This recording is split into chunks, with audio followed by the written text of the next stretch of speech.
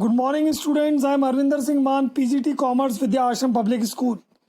Now, today we will take on chapter number 2 from Accountancy, class 11th Commerce.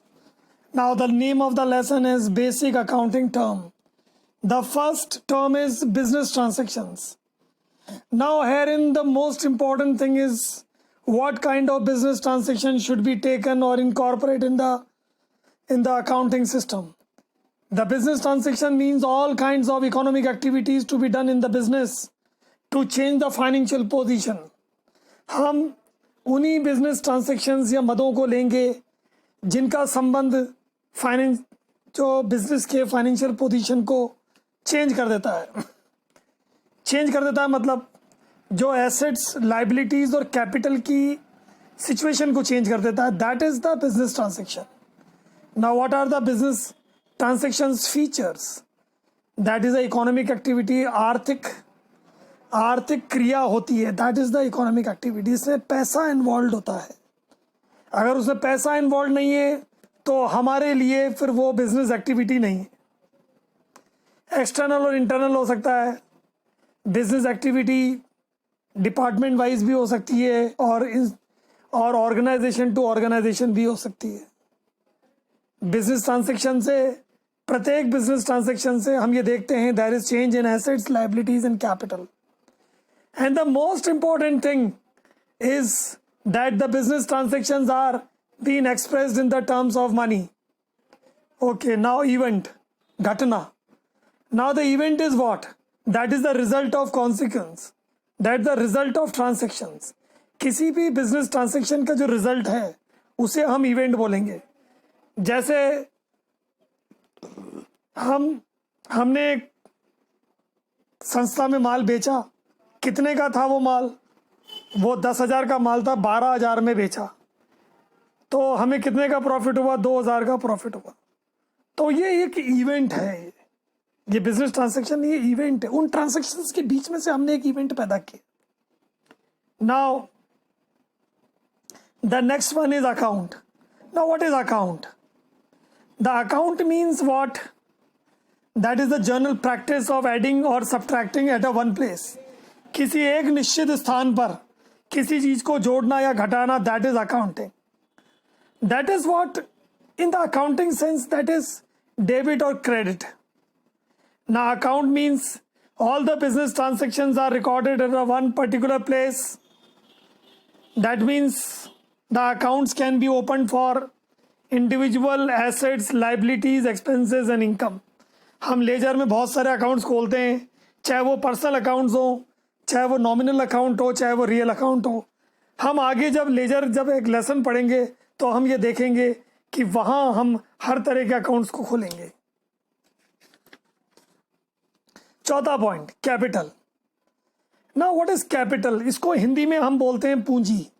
Now capital is an amount which has been invested by the owner or the proprietor of the business in the business. It can be in the form of goods or assets or cash. Now this is invested in the business to run the business. That is what the capital means. कि capital वो पूंजी है जो एक owner द्वारा, एक मालिक द्वारा बिजनेस में लगाई जाती है, ऑर्गेनाइजेशन में लगाई जाती है ताकि हम धंधा शुरू कर सकें. और कैपिटल का जो फॉर्मूला होता है वो होता है capital is equal to assets minus liabilities. पांचवा पॉइंट है drawings.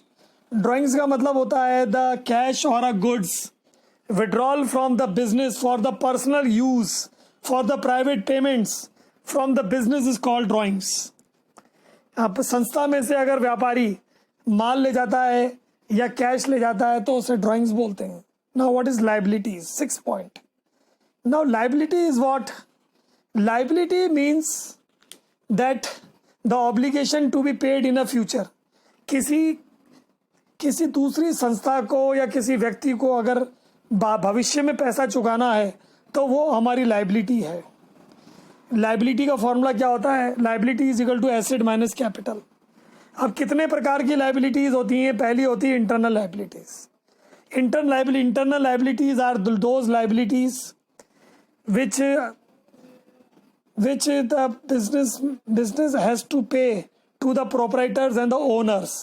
That is internal liabilities, that is capital and accumulated profits. जो हम खुद व्यापारी को संस्था बाद में पैसा चुकाएगी तो वो इंटरनल लाइबिलिटी होती है। एक्सटर्नल लाइबिलिटी कौन सी होती है? एक्सटर्नल लाइबिलिटीज़ वो लाइबिलिटीज़ होती है जो बाहर के लोगों को चुकाना होता है, जैसे क्रेडिटर्स है, बैंक ओवरड्राफ्ट है, बिल्स पेबल्स है, आउटस्टैंडिंग एक्सपेंसेस है, तो वो हम बाहर को देते हैं। नाउ लॉन्ग टर्म और non current liabilities, non current liabilities are those liabilities which are to be paid for more than 1 year. It falls due payment in relatively long period, जो 1 साल से ज़्यादा के लिए पे की जाती है उसे लॉन्ग टर्म लाइबिलिटीज़ बोलते हैं, जैसे term loan, debenture. Current liabilities वो लाइबिलिटीज़ होती है, those liabilities which is to be paid within a 1 year, that is bank overdraft, bills payable, creditors and outstanding expenses. Now the 7th point, assets. What are assets? Assets means possession or is a property of the business enterprise, including the amount due to it forms other than the other. It is called an assets.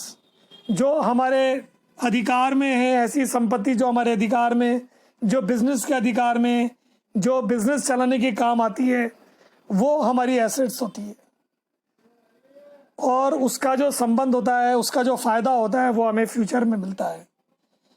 That is assets है। Furniture है, stock है, machinery है, land है, building है। अब इसके भी कई प्रकार होते हैं, जैसे नॉन करंट एसेट्स है। Non current assets are those assets which are held in continued in the business for the longer period, which helps to produce the goods and services, they are not for the sales. ऐसी संपत्तियां जो निश्चित रूप से ज़्यादा समय के लिए बिजनेस में रखी जाती है, जो बेचने के लिए नहीं होती है, धंधा करने के लिए होती है, बिजनेस करने के लिए होती है, जिससे हम कच्चे माल को पक्के माल में बदलते हैं और सर्विसेज देते हैं, वो हमारी नॉन करंट एसेट्स होती है। नाउ नॉन करंट एसेट्स कितने प्रकार की होती है? Tangible assets and intangible assets. Tangible assets कौन सी होती है? Now tangible assets are those assets which can be seen and touch, जिनको हम देख सकते हैं और छू सकते हैं। उसका कोई फिजिकल एग्जिस्टेंस होता है, जिसका कोई ऐसा संबंध होता है जिसे हम आंखों से देख सकते हैं, छू सकते हैं, फिजिकली हम उसको देख सकते हैं। Land, building, plant, machinery, computer, vehicles and furnitures, ये सब चीज़ें हम देख सकते हैं और छू सकते हैं। Intangible assets. Now intangible assets are those assets which cannot be seen or touched physically. हम ना तो देख सकते हैं ना छू सकते हैं। एग्जाम्पल कौन से हैं? Goodwill, patents, copyright, trademarks, softwares, इनको ना हम देख सकते हैं ना छू सकते हैं। Now what is current assets? Current assets are those assets which mean to be sale, which can be managed or converted into cash within a 1 year. 1 साल के अंदर अंदर जिसको पैसों में कन्वर्ट किया जाता है उसे हम करंट एसेट्स बोलते हैं, जैसे डेटर्स है, स्टॉक है, बिल्स रिसीवेबल है। These are easily convertible into cash.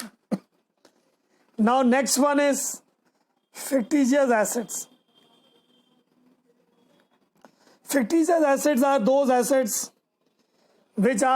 which cannot be realized in the cash and the benefit cannot be derivated into any other form, जिसका भविष्य के अंदर किसी भी प्रकार से नगद में परिवर्तन नहीं हो सकता है या किसी संपत्ति में उसका परिवर्तन नहीं हो सकता है। वो एक तरह से डूबा हुआ पैसा होता है। It is a debit balance of profit and loss. अगर संस्था में लॉस हुआ है तो वो हमारा debit balance profit and loss में होगा। इसका एक सबसे बेस्ट एग्जांपल जो होता है वो एडवर्टाइजमेंट एक्सपेंसेस होता है। इसका फ्यूचर में इसका लाभ मिलता है, लेकिन उसको पहले से ही हमें भुगतान करना होता है, हमें पे करना होता है। नाउ 8वां पॉइंट है capital receipts and revenue receipts. देखो, capital receipts are those receipts which are the amount which is received for the sale of the fixed assets. स्थायी संपत्तियों को बेचने से जो पैसा प्राप्त होता है उसे हम कैपिटल रिसिट्स बोलते हैं। या फिर हमने पूंजी लगाई है बिजनेस के अंदर तो उसे हम कैपिटल रिसीट्स बोलते हैं। Amount receipt on the loan, और हमने अगर किसी से कर्जा लिया है तो हमें उसे कैपिटल रिसीट्स बोलते हैं। रेवेन्यू रिसीट्स वो रिसीट्स होती है कि माल बेचने से पैसा प्राप्त होता है, वो हमारी रेवेन्यू रिसीट्स होती है, क्योंकि वो बार बार वो हमें प्राप्त होगी। वो रेकरिंग है, नॉन रेकरिंग नहीं, रेकरिंग है। हम माल जब जब बेचेंगे रेवेन्यू रिसिप्ट्स होगी। कमीशन है, फीस है, अगर हम कलेक्ट करते हैं, हम सर्विसेज देते हैं तो हमारी रेवेन्यू रिसिप्ट्स है। इंटरेस्ट और डिविडेंड है, अगर हम रिसीव करते हैं इन्वेस्टमेंट पे तो वो हमारा रेवेन्यू रिसिप्ट्स है। Now next one is expenditure. Now expenditure means what? The disbursement of the cash or a transfer of a property, incurring the liabilities for the acquiring the assets or goods and services। किसी भी प्रकार की संपत्ति या माल को खरीदने के लिए या सर्विसेज लेने के लिए हम जो पैसा चुकाते हैं वो हमारे लिए एक्सपेंडिचर होता है। और एक्सपेंडिचर में हमारे यहाँ 3 कैटेगरीज हैं: capital expenditure, revenue expenditure and deferred revenue expenditure. Capital expenditure कौन सा होता है? Capital expenditure are those expenditure which are been disburse और इंकर्ड फॉर एक्वायरिंग और increasing the value of assets. किसी भी स्थायी संपत्ति को खरीदने के लिए या उसकी वैल्यू को बढ़ाने के लिए जो खर्चा किया जाता है उसे कैपिटल एक्सपेंडिचर बोलते हैं। इसके एग्जाम्पल हैं building, plant, machinery, furniture etcetera. Revenue expenditure का मतलब क्या होता है? Revenue expenditure are those expenditure that the benefit for the same which is being derivated in the one accounting period and it is not being shifted to the next year। ये वो चीज है जो हम ये देखते हैं रेवेन्यू एक्सपेंडिचर जिसका लाभ एक ही साल में प्राप्त होता है। जैसे ऑडिटिंग एक्सपेंसेस हैं, सैलरी है, रेंट है, इलेक्ट्रिसिटी है, तो ये सब हमारे रेवेन्यू एक्सपेंडिचर है। Third is deferred revenue expenditure. Deferred revenue expenditure are those expenditures where the benefit has been derivated in the subsequent years. That is called the deferred revenue expenditure. The benefit for the same can be derivated in the next 3 to 7 years. And the best example is advertisement expenses. आज हमने 2 लाख रुपए के advertisement expenses किए हैं, लेकिन उसका benefit हमें अगले 4 साल में मिलेगा, तो हम हर साल 50,000 रुपए प्रॉफिट एंड लॉस अकाउंट में डेबिट करेंगे। This is what the mean to say. Thank you students and have a nice day.